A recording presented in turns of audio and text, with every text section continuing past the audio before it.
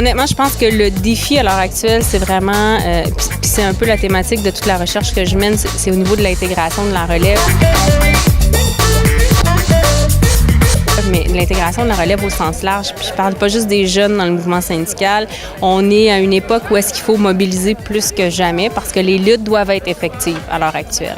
Et on sait très bien que les assemblées générales à l'heure actuelle, quand on a quorum, on est content parce que souvent nos membres ne sont pas au rendez-vous quand il s'agit d'adopter des stratégies, d'adopter des politiques, etc. Donc, il faut vraiment, je pense, réinvestir cette lutte-là, mobiliser le membership pour mener les luttes parce que l'acteur syndical est mis sous pression sur de nombreux fronts sur la scène politique. On sait très bien que à l'heure actuelle au Québec, c'est pas la gauche qui est l'idéologie première, c'est plutôt la droite. Et ça fait des années qu'on parle de la montée de la droite. Fait que je pense que l'acteur syndical est appelé à mener des luttes à ce niveau-là aussi.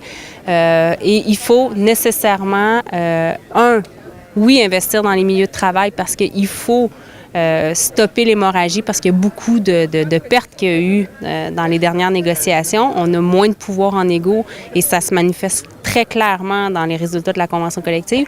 Mais il faut investir aussi la scène politique, à mon sens, et c'est rendu urgent au Québec de mener cette lutte globale-là au niveau du mouvement syndical sur la scène politique.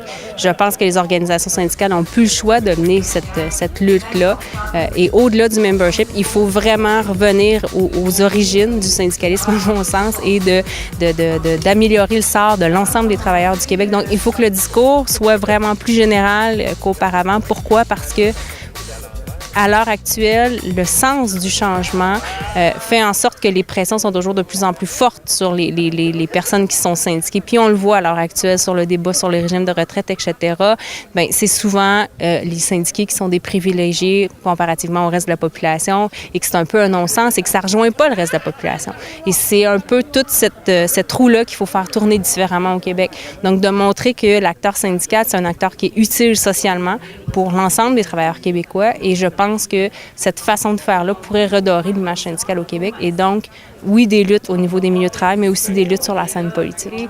C'est qu'il ne faut pas avoir un discours qui est centré sur le membership et sur les membres qu'on représente. Je pense que quitte à... Je veux pas non plus que l'acteur syndical parle d'une manière qui n'est pas légitime parce qu'elle a quand même une structure, elle a quand même des membres qu'elle doit représenter, mais je pense que le mouvement syndical a cette mission-là de parler au nom de l'ensemble des travailleurs et de faire comprendre. Donc, je le disais, pour moi, un des rôles traditionnels du syndicalisme qui s'est perdu au fil de l'histoire, c'est le rôle d'éducateur populaire.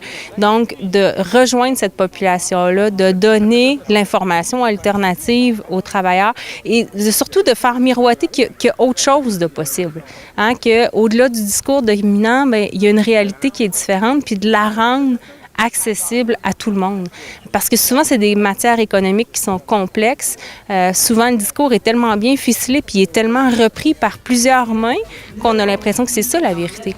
Mais je pense que l'acteur syndical doit trouver une façon de réinvestir le plancher, ses membres, pour que ses membres deviennent aussi des pédagogues et pas des porteurs de bonnes nouvelles, là, mais qui deviennent aussi à leur tour des acteurs du changement. Donc, c'est pas juste aux dirigeants, c'est pas juste aux syndicalistes, mais c'est à l'ensemble du membership à prendre ce rôle-là au sérieux.